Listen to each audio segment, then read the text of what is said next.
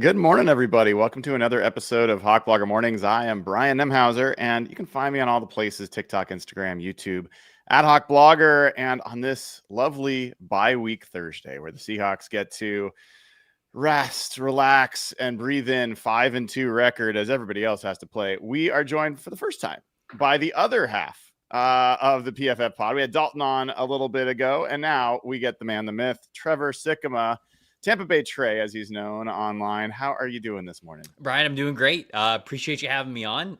What a great time to talk about the Seahawks as a team that's absolutely rolling right now. So I know we got a lot of fun things to talk about, so I appreciate you having me. You know, I don't want to get you in trouble with the FBI, Trevor, but you could have made a lot of money if you had put something down on the Seahawks as you had predicted that this team might just go ahead and win the NFC West before the season. Those are pretty long odds. How are you feeling about that bet now?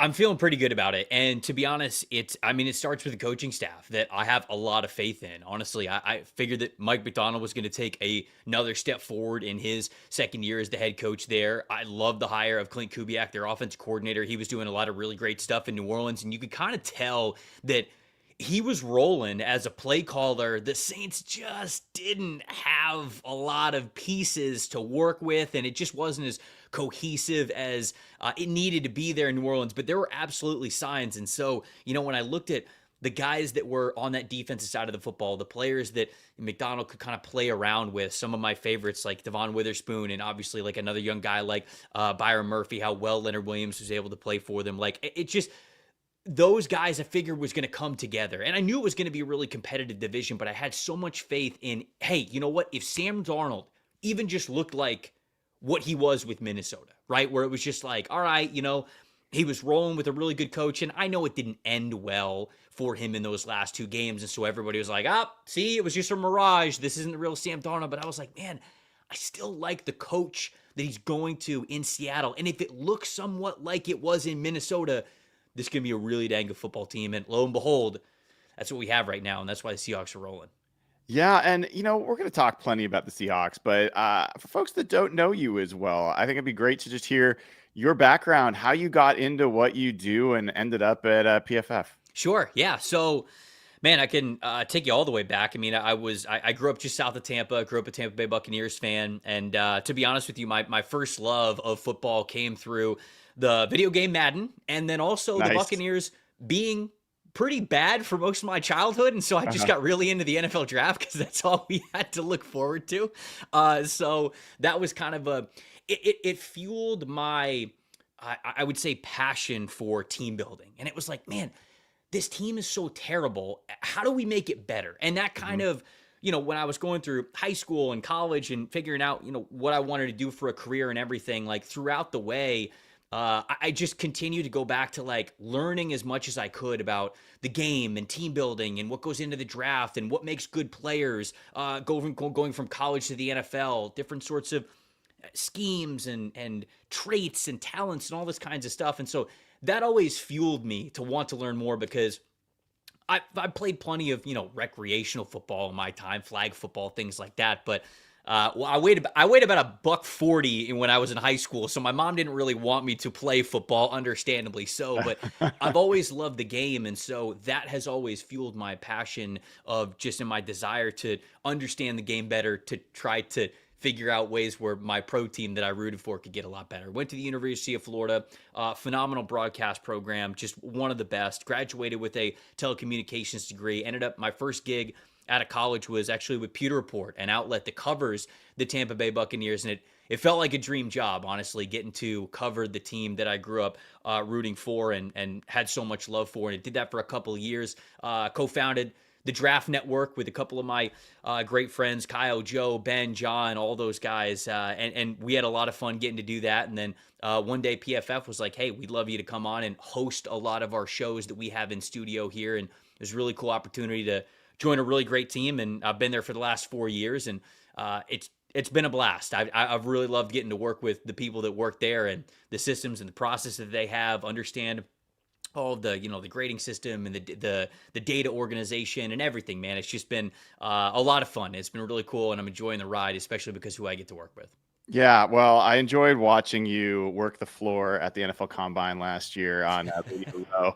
You were all over the place, so it was great to see, and you're in your element. And I'm curious, as someone who's made your name on the draft, what was maybe a formative pick that early on, maybe it's for the Bucks, that really taught you something, either positively or negatively, about how to evaluate picks? Man, I'll tell you, this one sticks out to me. And it's because I remember I was in college at the time, and I went to a small school called Southeastern University in Lakeland, Florida. Shout out. And obviously, like being in Florida, it was very close to Tampa. A lot of the guys that I went to school with are Bucks fan because that was the closest team. And so I remember watching the NFL draft one year, and Daquan Bowers, the edge rusher from Clemson, he was known as a top 5 talent in the draft. And there were mock drafts. I remember reading Mel Kiper's mock draft, and he had Daquan Bowers as like a top 3, top 5 pick throughout almost the whole process.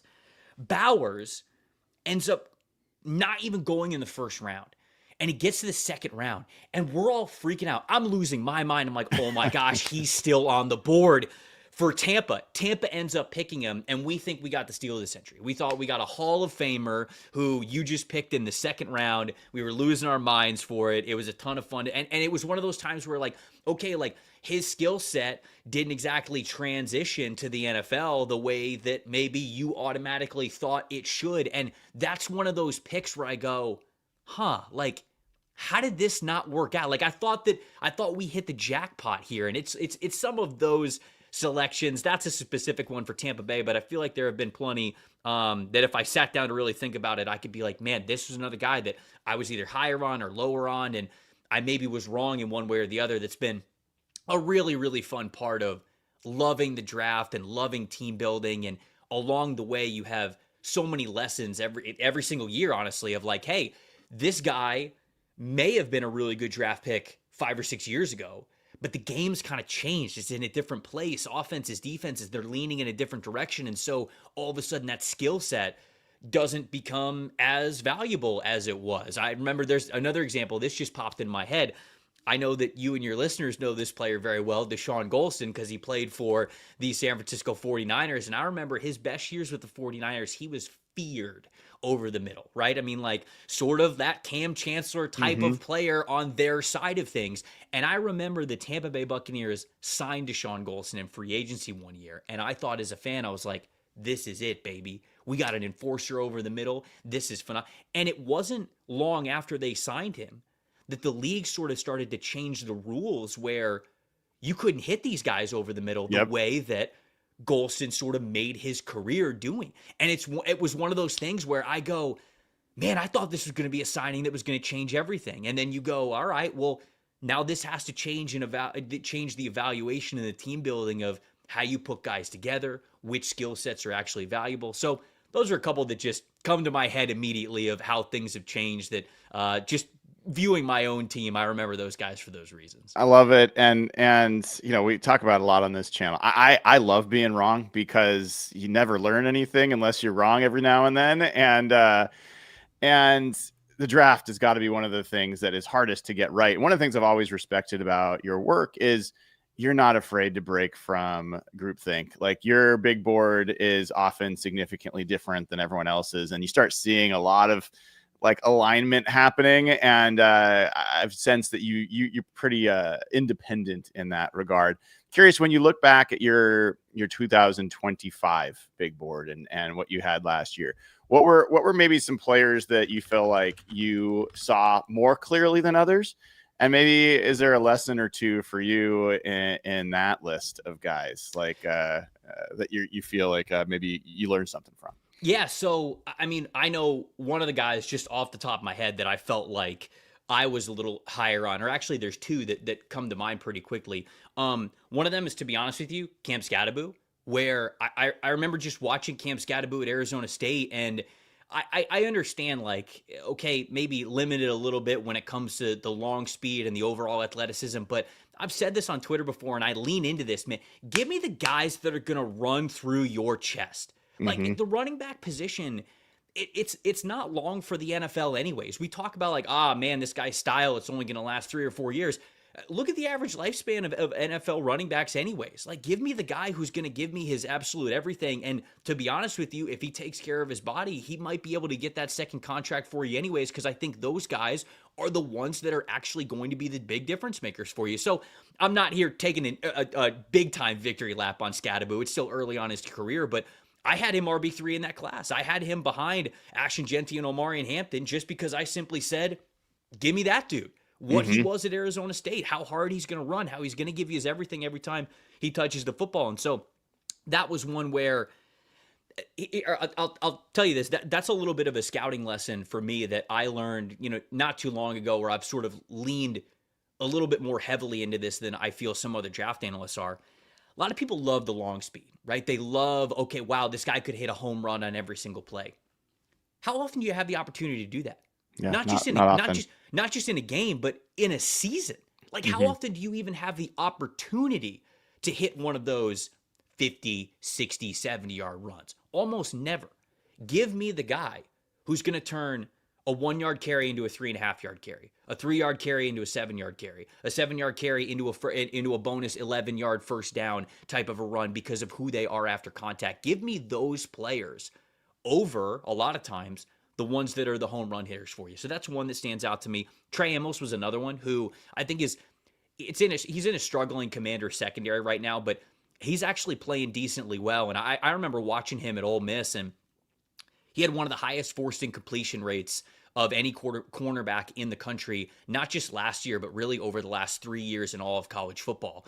And that is a metric that we would categorize as more of a stable metric when you are going from college to the NFL, is if you have the ability to have those forced incompletions, whether it's a bump at contact when the ball is arriving, you actually getting your hand on it, or of course, coming up with some sort of an interception or a takeaway, like those are the things that are pretty translatable. And the way that Trey Amos played the game as that press man type of a corner made me feel like he was going to continue to be able to have that sort of success. And so I felt like I was higher on him throughout most of the draft process. I'm looking at my old draft board now, and he was 28th overall for me, and he ends up going in the second round. But I think that this guy is going to be one of the better man coverage corners that we have from that class. And so it's just kind of little things like that. Those are a couple of guys that stood out to me as players. I felt like I was a little bit higher on than most people.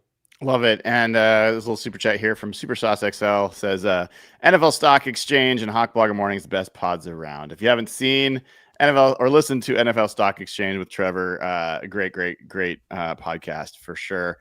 So, part of where I wanted to take this, we'll talk about the Seahawks as the team they are now, but this is, I believe, like the third youngest starting team in the NFL from a snap weighted age perspective, at least going by Bill Barnwell's.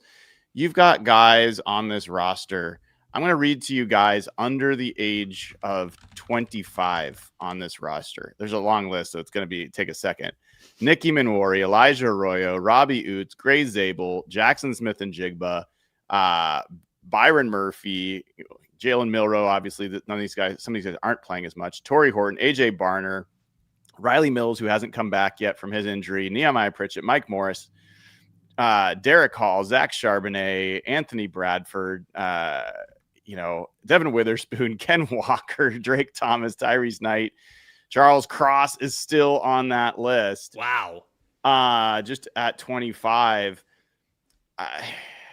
When you look at not just this draft, but the last couple for the Seahawks and John Schneider, you're talking about Gray Zabel, you're talking about Nicky Minwari, you're talking about Byron Murphy, you're talking about Devin Witherspoon and JSN in the same class.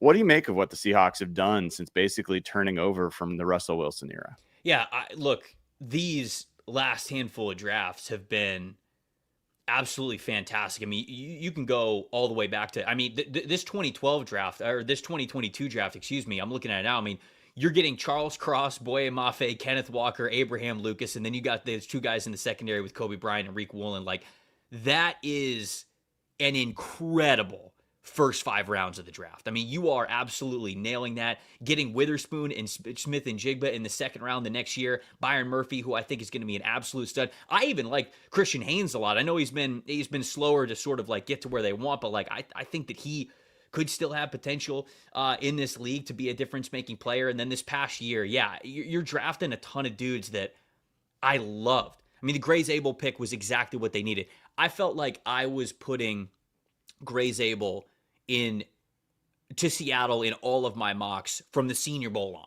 Like, I watched this dude in person at the Senior Bowl in Mobile, and I go, yep, first rounder. Yep, I like we don't have to get cute about this. We don't have to be, well, he's playing tackle and he goes, yeah, we don't have, we're watching him now play as an interior player, and it was truly, I don't mean to say, hey, I take a lot of small sample sizes here, but genuinely, sometimes you watch a guy and you just get it.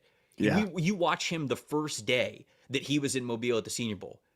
They had him line up at right guard, center, left guard. And I could have given you specific one-on-one reps that are leaned toward the defensive lineman being the one to make the plays. And Zabel, Stone, and these guys at all three of those positions. So that dude is a perfect pick, especially for, and obviously, like they wouldn't have known this when they were early scouting him, but that he would have exactly been the pick. But he's perfect for them now when you look at what Clint Kubiak wants to do. And when you get to the draft board and you talk about, hey, these are the coaches that we have on the roster, these are the schemes that we want to run, this dude's not only talent level worthy of the pick that we're going to make here at the number, it's also a great scheme fit, which you love when that's going to be the case. Nicky Manwari, I don't know what's going to happen when Devon Witherspoon's like fully healthy and he's sort of like the slot corner. Like, I don't know what they're going to do with Manwari, but we could talk about that. I'm curious, but I'll tell you what I think is going to happen, because I had a guest on yesterday who talked about that. So, and I would love to dig into this, because I was a little bit lower on Manwari than most analysts out there, because I felt as though his landing spot was going to be so paramount to him. And specifically, actually, this is a really good question. I'm going to pull this up in a second when you talk about Nicky Manwari, because philosophically, I'm trying to set this up correctly. There are players in a draft where you look at them. Manwari is a great example of the landing spot means a lot. When I say that, I mean he is sort of that free safety, strong safety, sub-package linebacker, apex slot defender, sort of like hybrid player. And diversity is great. But here's the way that I say this. Versatility is fantastic, but you have to have a home. If you're homeless as a player, you don't have a home position, that gets really dicey of how valuable you are and how much of an impact you could have. Now, if you were a player who you go, all right, your home base is as a free safety, and you nail it as a free safety, well then, in the years that follow, year 2, year 3, now we can experiment a little bit. Now I can play you a little bit as a slot defender. Now I can play you at the linebacker level a little bit. Now I can play you as a strong safety, maybe walking up into the box. Maybe you're a blitzer. Maybe you're covering tight ends. But you have that home position. With Manwari, phenomenal athlete, crazy athlete for his size, to be honest with you. But there were times when, okay, I didn't love his first step in his anticipation when he was in deep coverage as a free safety when he was in South Carolina. And when he was lined up as a strong safety slash a linebacker, there were plays that he could make, but I felt like sometimes he shied away from the physicality that you want from the players that are really playing at that second level. Mm-hmm. So I got a little bit nervous about him, because if he went to the wrong defense, I think the wrong defense coordinator wouldn't be willing to be creative with him and would maybe pigeonhole him in a spot where you're putting a magnifying glass on some of his weaknesses instead of, really multiplying his strengths and what he could do as a player. Mike Macdonald's perfect, because he's the guy who was able to work with Kyle Hamilton, right? He knows exactly what it's like to have a player that is that versatile and how to get the most of him. So he's in a great spot right now. And an exercise that I started last year that I'm going to expand upon this year over at PFF is doing team-specific top 100s. So I'm going to have my personal big board. We're going to have the PFF consensus big board. Both of those are going to be, 300, 350 plus prospects that you guys can see. But then specifically having a team-specific top 100 for all 32 teams, where you get a guy like Manwari, who, I'll pull it up in a second, but I guarantee I would have had him higher on the Seahawks board than where I may have had him independently as a prospect, sort of in a big board in a vacuum. So I'll pull that up here in a second. That makes perfect sense, because one of the things I found, doing our own draft analysis is, picking a player independent of scheme, coach, fit, need, all that stuff is very challenging and rife with error. But you talk about Nicky Manwari. So there's these positionless guys, these great athletes. You got Obi Melifanu, that was like similar athlete, did not find a place. Isaiah Simmons, amazing athlete, kind of positionless, has not necessarily worked out. Even for Seahawks, Cam Chancellor was drafted in the 5th round. A lot of people said he was a linebacker. This guy can't play safety. That's why he was there. He came to the perfect position, perfect team where Pete Carroll knew exactly how he wanted to be used. In the first year, he spent basically playing, a reserve safety role behind Laurie Malloy and grew into it. What I talked about with Coach Cody Alexander yesterday from MatchQuarters.com was... Who is great, by the way. I love his stuff. I love his stuff. So Cody, and I think he's right, his expectation is, Trevor, that when Devin Witherspoon gets back, that they are going to play a lot more dime. You will have Reek Woolen and Josh Jobe outside. You will have Witherspoon and Nicky Manwari inside. And one of the things that's really appealing about that is one of Witherspoon's best qualities and traits is his ability to disguise blitzes. And then teams last year just started shifting, like sliding protection over his direction. So he wasn't really as effective. Now, Nicky Manwari, one of the things that's jumped out from the get is he's actually a pretty skilled blitzer. So now you're going to have this coming from potentially both directions. Both of them can cover. Both of them are great run defenders. That could be one of the most unique dime defenses in the NFL and sets the Seahawks up to defend teams like the Rams and the 49ers and others in the division better than any other team in the NFL. Yeah, I love that call out. And obviously there's always the give and take with any defensive scheme, right? If you go a little bit heavier, you're sacrificing speed. If you go lighter and more of a dime package, you just got to make sure that Nicky Manwari is up to the task to help at the second level in physicality and run defense. And if he's very comfortable there, I think you might have something. By the way, I looked it up on the Seahawks team specific big board. Manwari was 26th. I had him 26th overall for the Seahawks. And on my independent big board, I had him 64th. I believe that 26th was the highest that I had Manwari on any of the team-specific top 100 big boards. I think I had him a little bit higher for, like, Washington was another example where I felt like Washington could have been pretty good at how they deployed him and what Dan Quinn would have been able to do with him there. They've sort of experimented with Tyler Owens and Dominique Hampton, who are these supersized safety / linebacker guys before, but Manwari would have been, the tier 1 of whatever that prototype was. But I believe that Manwari at 26th overall in the Seahawks specific top 100 is the highest I had him for any team in the NFL. So it's a great landing spot. It truly was. I would love at some point as a request, you don't have to take, whether it's on PFF or the stock exchange, to go over the top teams with talent under the age of 25. I think there's a lot of interesting teams. I think the 49ers did really well for themselves this year and last year, but I'm really curious about that because I think right now the Seahawks, I look around, I mean, the fact that Jackson Smith and Jigba is still 23 is wild. That's nuts. When you said that, I was like, really? He's 2 years under the 25 threshold? That's crazy. I mean, Manwari's 21. There's a potential for these guys to grow together in a way that I think is pretty unique. And so as we look kind of ahead, the Seahawks are on a bye week. Do you think that the Seahawks are a team that should be looking to make an additional move, add to this? If there's a trade to be made, is there something in there that for you're like, you know what, this is the one part that would take them from being good to truly being a contender? I'm trying. Obviously, like Reek Woolen has been the guy who's sort of been on the trade block for them, right? Yes. Like a lot of people have talked about that for the Seahawks if they're going to be sellers. I can But give you a couple that have come up, and you can tell me if any of these make sense. I would love to hear him because I'm honestly doing the trade deadline article for PFF next week, so I'm getting into all my research for that next week. But I would love to hear if you guys had any targets that you've been thinking of for this. So even before the season, there was this, oh, well, let's look at the Saints because Clint Kubiak would potentially look to add to his offense from people he knew. And Rashid Shaheed last year of his deal. Yeah. Right? Like it would seem to make some sense. Chris Olave, reunite him with JSN, could make some sense. And then, you look elsewhere.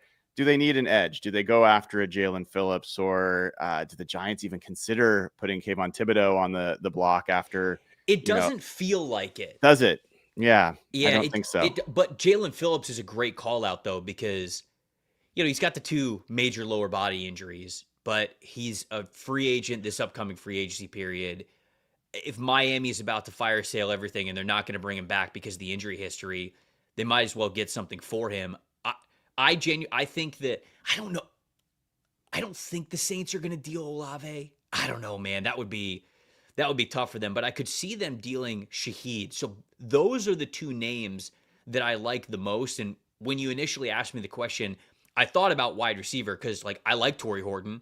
Cooper Kupp is sort of what he is, at this point in his career. They're leaning a little bit more into the tight end passing game and so if the Seahawks were to tell themselves hey, we could get an extra wide receiver, but we still think we've got some more juice to squeeze from this 2 tight end offense that they've got running now, and it could run even better.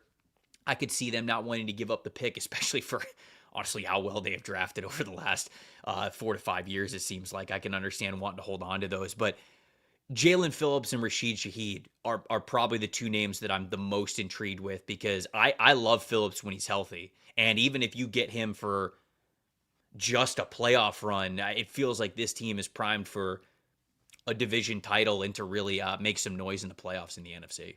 Yeah, so let's kind of close there. Where do you see the NFC right now? Where do the Seahawks fit into that group? And obviously they're tied for the best record in the conference, but that doesn't necessarily mean they're the best team in the conference. So how do you see that falling out? I think, let me see, which teams would I potentially rank ahead of the Seahawks? I think they're in the same to be honest with you, I think that there's really just, I think the Lions are at the top. Mm-hmm. I think the Lions are the top tier of the NFC. But then, to be honest with you, Philly, the Packers, the Rams, the Seahawks, and then if the Bucs get healthy in the right way, I certainly think that they have the ability, as a team that obviously just went into Seattle and beat the Seahawks in what was a very thrilling game. Yeah. I would put all of those teams in that next tier. I think the Lions are a tier above, probably in their own right now, with how much you would trust them, how much talent that they have, and how good they are on both sides of the ball. But I really do think it is a logjam of teams that the Seahawks could absolutely have the number 2 seed. Maybe if the Lions, obviously if the Packers or the Bears or that division ends up sort of cannibalizing itself a little bit. I know that the NFC West has the potential to do the same with those teams the way that they are, but I really do think they've got as good of shot as anybody with the way that they are playing to to get to the NFC Championship game, win the NFC Championship game, and then maybe even get to the Super Bowl, because it's hard to argue that with how well they've been playing lately. Do you think Clint Kubiak, I mean, as someone who talks to him every week, there's kind of this question, if he goes and takes this Seahawks team from a middling offense to a top offense and they make noise in the playoffs, is he a head coach candidate? Because smart guy, does not necessarily come across as a, head coach in how, I don't know if you ever talked to Clint, but what's your thought there? I have not talked with him, and I couldn't remember how old he was. He's 38. Yeah. And I think, to be honest with you, the teams that are looking for head coaches are often so starved to get the offensive mind as their head coach because, unfortunately, just look at Tampa Bay over the last couple of years. Dave Canales, 1 year as their offensive coordinator, boom, gone. He's the head coach of the Carolina Panthers. All right, they get Liam Cohen to fill his spot. Liam Cohen, 1 year, boom, gone. Jacksonville Jaguars. Josh Gizzard, who is great for them. I don't know if he's going to be a head coaching candidate like after this year, but if Baker, I know he didn't play great on Monday night, but like if Baker has like anything close to an MVP season, guess what? The guy's going to get looks. So as long as you don't have an offensive mind at head coach where a team can't steal your offensive mind because they're already your head coach, I just think that that's such an advantageous part of looking in that direction. And with as much success as Kubiak had with the Saints, as much success as he is having with the Seattle Seahawks, and the fact that he's got famous NFL last name too, right? Mm-hmm. I mean, like those things are going to play in his favor for him to at least get interviews. Now, I've never talked to him myself, and I will be the first one to say this when it comes to the head coaching conversation. A head coach is so much more a CEO than they are a good play caller. And I think that teams just don't put that into practice enough when they hire these guys. And I think that means you truly have to have somebody who commands a room. And does Kubiak have the opportunity, or does he have the ability, the personality even to do that? You would know because you're much closer to the team and to him, listening to him speak and all that kinds of stuff. But to me, that's always the most important part about hiring these head coaches. Trevor, this has been great. Tell folks what is coming up from you on Pro Football Focus as well as the Stock Exchange. Sure. Yeah. The PFF YouTube channel, we're doing the every game reviews and previews every single week. I do that with Dalton Washman, have a lot of fun getting to do that. And then on the NFL Stock Exchange show, myself and Connor Rogers were covering the NFL Draft 365, which means at this point in time, it's a lot of college football stuff, right? It's a lot of stock watch, a lot of stock up, stock down, updating the big board, doing new mock drafts, all that kind of good stuff. We're also in the Fix Your Franchise portion of the NFL calendar where we just kicked that off with the Titans because obviously they fired Brian Callahan. So we good luck with that. Deep dive in all of those teams. Yeah. But yeah, man, having a lot of fun talking some ball on those two channels. But yeah, appreciate you having me on, man. This was a lot of fun. Awesome. Oh, last thing. Yes. Give me a 2026 draft grade. Is it better or worse than last year's draft right now? I'd be crazy not to ask you that. I think last year's class is better. Yeah, that's what I'm getting. I think last year's class is better. Now, there are some positions that are pretty damn deep. They're going to be a lot of fun. But I think overall, I feel like last year's class is a little bit better. Awesome. Trevor Sikkema, make sure you follow him, Tampa Bay Trey, and all his stuff. Thanks for joining, Trevor. Appreciate it, Brian. Anytime. All right. That is Trevor Sikkema. One of the few podcasts I listen to all the time. PFF, I check it out every week. Their game reviews. He and Dalton do great work. I am one of the people that loves PFF content. I love the grades. I love the data. I don't take it as gospel. I take it as a hugely informative and a massive, massive amount of man work or person work that goes into grading every single player. And you guys know we use the mock draft simulator over at PFF. All of that's powered by Trevor's rankings and his big board. So lots of really great stuff. And Trevor's very generous with his time. I mean, I wasn't joking when I was at the Combine and at Senior Bowl for that matter, but like watching him do a million different appearances on Radio Row, always, generous, magnanimous, whatever word you want to use, and a good dude. And I think I love the fact that he has his own independent view of these players. And the fact is, I don't always see it the same way, which is fine. Like, that's fine. And I have a very Seahawks-centric perspective on which of the guys that I'm zeroing in on. He's doing it across the whole league and for all positions. So certainly, like, not a good or bad. It's just different. And the work he's done to get to the place he has, ton of respect for that, to kind of build up from, you heard his story, just kind of as a Bucks fan and growing into what he's doing now. Really, really, really great stuff, and a good dude to boot. So A couple things before we get into the next part of the show. So we will have Real Hawk Talk tonight at 5:00 p.m. Pacific time with Evan Hill, with Jeff Simmons. Yes, we are going to talk to the enemy of Mariners fans, Jeff Simmons. Just kidding. Jeff's still our bud. But we'll talk about the Seahawks and a bunch of stuff going on in the bye at 5:00 tonight. So make sure you are there for that. Then tomorrow, Friday morning, we're going to have Dave Bowling and Mike Sando. The boys are going to be back, so we're going to have a fun time talking with them. Saturday, we'll have Jeff on for Seahawks Saturday. Sunday, Griff Sturgeon will join me at 8 a.m. on Sunday morning ahead of the early slate of games. And then next week, we got a bunch of great stuff coming as well. Normal stuff, but then also Thursday, I believe, if I'm remembering right, we'll be getting together with Matt Harmon of Reception Perception to talk about JSN and Torrey Horton and Nicky Manwari, who he was floored by when he did his Jalen Noel tape review from the Texans Seahawks game. So lots and lots of great guests coming. Now is a great time to sign up at patreon.com/hawkblogger if you haven't already. Gets you ad-free audio of this show every single day. Also gets you access to the Discord server where we're talking sports all the time. We're hanging out. I'm there. Other folks are there. And it gets you verified over at hbtix.com, hbtix.com. That is where Seahawks fans can sell tickets to other Seahawks fans.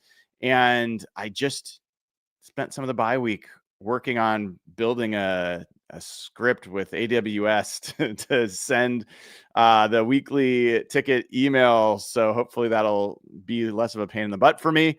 And it was always fun to do a little coding, get back to my old coding days. But anyway, that's all there. Patreon.com/hawkblogger. You take advantage of it there.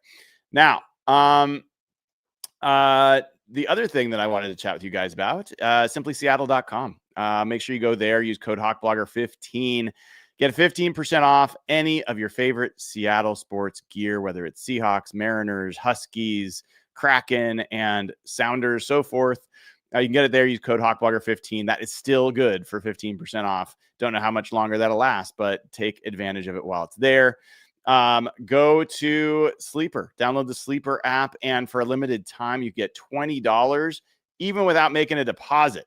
So you can get all your fantasy sports stuff. You can get NBA content. You would have gotten an alert about the FBI arresting Blazers coach Chauncey Billups and Terry Rozier, the player, for some gambling issues. I don't know. I haven't honestly dug in much deeper than that, even though I'm a Blazers fan. But Sleeper app would have given you an alert about that with that news. And if you use promo code HAWKS, you get up to a $100 match on your first deposit. Terms and conditions apply. See Sleeper's terms of use for details. Currently operational in over 25 states. Check out Sleeper today. And then, there's a bunch of great shows coming up. In fact, I just bought tickets for Daniel Tosh is coming to Seattle in January. So I'm really eager to see that. But if you want to get $20 for anything that you want to see, sports or otherwise, take advantage of this. We're headed towards fall, so I'd love to find some indoor events to attend with my family, which is why I want to give the sponsor of today's video, SeatGeek, a huge shout out. With over 35 million downloads, SeatGeek is the #1 rated ticketing app. There are more than 70,000 events listed on SeatGeek, including concerts, sports, festivals, and a bunch more. The NFL is officially back, MLB playoffs are around the corner, and the NBA not too far behind. SeatGeek has your back. Each ticket is rated on a scale from 1 to 10, so you know you're getting a good deal. Look for the green dots. Those are the best. Red, not quite as good. Plus, every ticket is backed by their buyer guarantee. And you know what? It doesn't really matter if you are a Dua Lipa fan or a Benson Boone guy, or who knows, maybe you're a Tate McRae person, but there are great concerts coming your way. Find them on SeatGeek. And I have a code for you guys. You can use code HawkBlogger10 for 10% off your next set of tickets at SeatGeek. That's 10% off any tickets with promo code HawkBlogger10. Make sure you click on the link in the description to download the app and have the code automatically added to your account so you can use it later. Thanks, SeatGeek. Awesome deal. All right. Use the code, get $20 off. I've done it. You should do it too. Take advantage while you can. So let's get to a super chat that I missed. Sam Somerville says, love how Sikkema is the Paul DePodesta money ball of the team draft. See you at the exchange. Yeah. He's awesome. He's awesome. And, so the other piece of this that I wanted to spend a little time on is like some Seahawks news, some other little tidbits that I've been kind of finding as I was digging around in and around the Seahawks. So one, the Seahawks waived Eric Saubert, the tight end, yesterday. That was out of the blue. And I think it caught all the other reporters off guard as well. Now, Brady Henderson and Bob Condotta both, I think, got probably the same verification from the same source that the team's going to bring back Eric Saubert and that this is, quote, procedural. What does that mean? Procedural in the sense that they are probably either trying to get someone onto the roster that they need to get there, or they are, at least for the time being, going to have Eric Saubert on the practice squad. Now, why would they do that? And is there any concern that he's going to get snatched by somebody else? Let's take the last part first. I don't think anyone else is going to sign him. I don't think he is going to sign anywhere else. Why do I think that? Because all my conversations with Eric have been like, he is in a great place. He is the leader of that tight end room. They love him. He loves them. The coaches love him. It's a great fit. He is playing well. You know, you just have to go back a couple weeks and he and the tight ends are posing in the locker room like that. He's going to come back. So I'm just not concerned about that. The other part of this is that the Seahawks have been doing something kind of interesting this year. And I don't know if other teams, because I don't follow all the other teams as closely, obviously, as I do the Seahawks. But the Seahawks have been stashing essentially guys that are, quote, on their 53-man roster, but putting them on the practice squad. They did this with Shaquille Griffin. They did it with Brandon Peely. They've done it with Jarek Reed. They've done it with a number of guys where they're basically guys that they would want on their roster, but they're using the practice squad as their, quote, ready squad.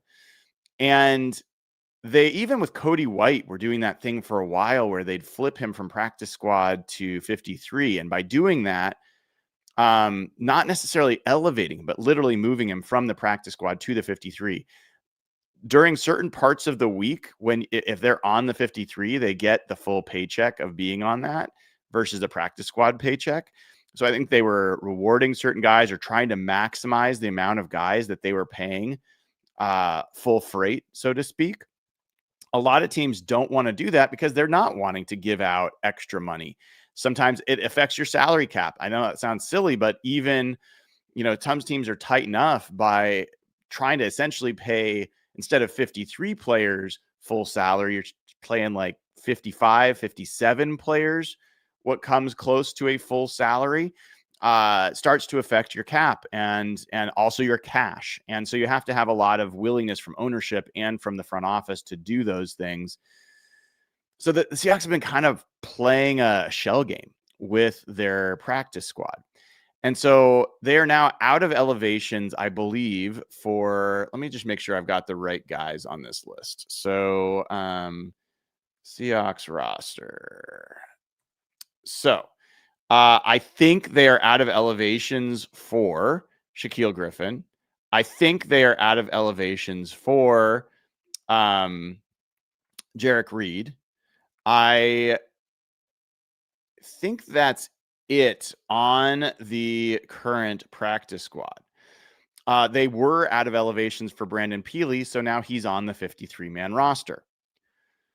So why does this affect Eric Saubert? Well, Eric Saubert has not had any elevations. If they sign him to the practice squad, which they can and probably will today, they can elevate him the next 3 games, and he will still get paid the same. He will still be playing as much as they want him to play. He'll be active, all those things. This is just, quote, procedural.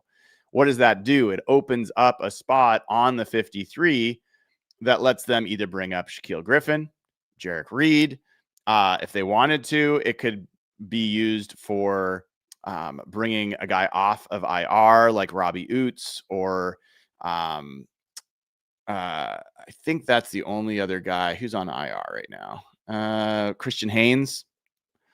Those two would be the ones that potentially could be brought off IR. And I think personally, my guess is it's going to be more about a practice squad guy like Shaquille Griffin. And if it's Shaquille Griffin, that will at least slightly pique my curiosity about whether it's going to increase the chances that they move on from Tariq Woolen before we get to the next game. I don't know. If you want to know, when is the NFL's trade deadline? It is coming up, I think, just a few days after their next game. Let's take a look. NFL trade deadline. It is November 4th. And the Seahawks next game is November 2nd. So it's 2 days after the Seahawks play the Commanders. That doesn't mean that they're going to wait until the very end to make a move. So I think it's pretty likely that if the Seahawks are going to make a trade or trades, it will probably happen before the Commanders game. That will also give them a chance to practice next week, a full week, with whoever's actually going to play in the Commanders game, as opposed to, guys that they're planning to move on from. So I have a feeling it could be Shaquille Griffin. We will see. I think Eric Saubert will be on the practice squad, but that only gives them 3 weeks to put him there. Now, what happens after 3 elevations? Well, they can decide whether or not they do need him each game. They can also see if there's any other injuries, which you hope not, but there realistically probably will be. You can also see if you're ready to make other moves on your roster to clear space. So it just gives you some time to mess around between now and then. And John Schneider has done this with veterans before. Obviously, he's been doing this with Shaquille Griffin all season.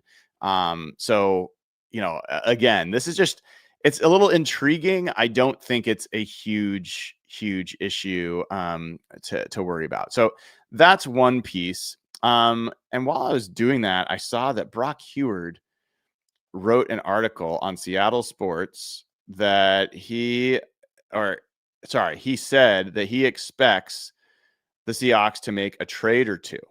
And Brock's pretty connected. So I'm always curious. Let's see. I haven't read this yet. I'm going to read it to you guys together. I'm going to read that now. We'll see what we find. Huard said, I think the Seahawks make a move. I think they do. He talked about Tariq Woolen being a guy that he thinks could be on the move. He says, quote, I think you've got to look at the big picture, right? So we get to a tunnel vision focused on these games and these moments, and rightfully so. We're fans. We don't have to look at the big picture, but they do. And there's no question who they're going to pay. They're going to pay Charles Cross. They're going to pay JSN. And I think we'll see injury-wise, Spoon has got to do it and do it consistently the second half of the season. I think those are the guys you're going to pay. And then the Ken Walkers and the Boye Mafes and the Tariq Woolens, can you really pay those guys? And if you're not a part of the team's long-term plan, is there an opportunity to get value back? And I think that's why I'd be surprised in 13 days if there's not a move made by Schneider and the Seahawks. That's pretty much what we've been talking about for a while. So I think that's right. I think that's right. Anyway, so that was one kind of bit of news I wanted to talk about and just share some perspective in case people were curious about it. The other is there's kind of an emerging issue. I posted about this yesterday on Twitter. I posted a few things. One of them was that the Seahawks on third down over the last few games, it's been bad. How bad am I talking about? Well, the Seahawks were they were eighth. They were eighth in the NFL in third down conversions on offense at 43.6% 2 weeks ago, just before the Tampa Bay game. Just before the Jacksonville game. So they went from 8th before the Jacksonville game to 28th. How did they do that in 2 games? They went 3 for 26. That's an 11.5% conversion rate on third downs the last 2 games. In those 26 third downs, 17 of them were 7+ yards to go. We've talked about this on this show. Seattle is the second worst team in the NFL on 3rd and 7+, 3rd and long, so to speak. They only convert 16.7% of their 3rd and longs. And when you dig a little further into this, there was another tweet kind of shared out about where the Seahawks are in terms of expected passing situations. I'm not going to go into all the details of what an expected passing situation is, but I think you guys are all smart enough to kind of understand what that would look like. The Seahawks rank 32 out of 32 teams in terms of efficiency when they're in expected passing situations. So what does that mean for Seattle? What I think that implies is that even though the Seahawks are just absolutely killing it on especially first down, and I'm going to do a quick look here to get some specific numbers for you guys. And they're really efficient on the pass in those downs, and they're great in 12 personnel in those downs. When you get to a situation where the team doesn't know whether or not, when you get to a situation the team does know that you're going to be passing, that's where the kind of deficiencies in the receiver room, on the offensive line, even to some extent with Sam Darnold, show up. And I think Cooper Kupp's played well for them this year. I think he's contributed at a reasonable level. Cooper Kupp is not creating a lot of separation. And when I'm going to look this up too, I would guess the Seahawks average separation, it's a little bit misleading because JSN is doing so well there. I can't probably get in. I'll see if I can get individual player. Let me see if I can get individual player numbers on separation. I can. Okay, cool. So if I go, I'm going to filter by the Seahawks and we're going to get separation. So Cooper Kupp, believe it or not, Cooper Kupp's average separation is 2.8 yards and JSN's is 2.9. This is from NFL's Next Gen Stats. So that's surprising. I think Cooper Kupp's had some plays where he's been pretty open, but generally speaking, I don't think he's been that open. And so why I'm bringing all this up is if the teams know the Seahawks are going to pass, I have a feeling that they are not really able to create the separation. They're not able to, scheme guys open in the same way that they have been on early downs and on non-obvious passing situations. And as much as I've been excited about Torrey Horton has not had the impact I had hoped in terms of being a guy that maybe would even push Cooper Kupp for snaps in 2 receiver sets.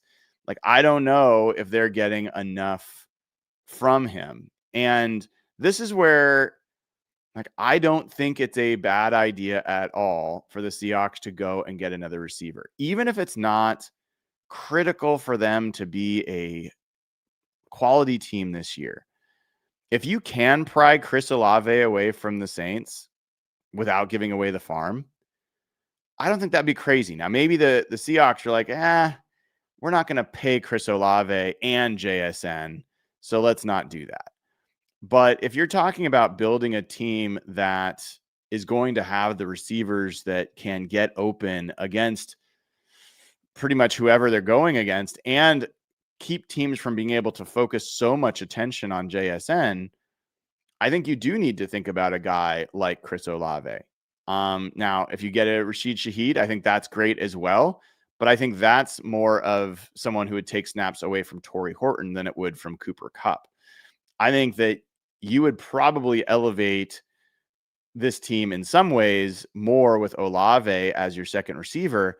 The downside there is Cooper Kupp is arguably your best run blocker in the receiver room and making an impact there. So it's not an easy situation, but it is a situation. The Seahawks have to figure out how to perform in obvious passing situations, not just 3rd and 7+. Like, honestly, I think 3rd and long conversions are important, especially in the playoffs, because they're indicative of having a quarterback and a passing offense that is high enough quality that you can like really win in those big, tough moments.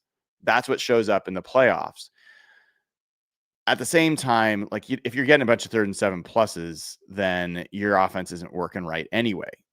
I think what it matters more is just, can you perform in obvious passing situations? And being 32 out of 32 in those, that's going to be a limiting factor for just how far this team can go. It might not limit them that much during the regular season, but it will limit them in the playoffs. So that's just one thing I wanted to highlight, something to monitor, something to keep an eye on. And something is I'm going to start digging into a little bit more to kind of see where things are going. While I'm here, I haven't done this all year, so I'm kind of looking at next gen stats for the receiver room. It is crazy looking at JSN's numbers. His EPA per target is pretty insane. His overall EPA 40.5 is just wild. But here's something I don't think anybody would know. I certainly didn't. The 2 highest EPAs per target on the Seahawks, neither one of them is JSN. Number 1 is Eric Saubert. Number 2 is Derek Young. How crazy is that? I mean, obviously they're super low volume in terms of targets, but I think that's funny. But that's because I'm crazy. Anyway, I'll stop there before I go down some rabbit hole on looking at stats.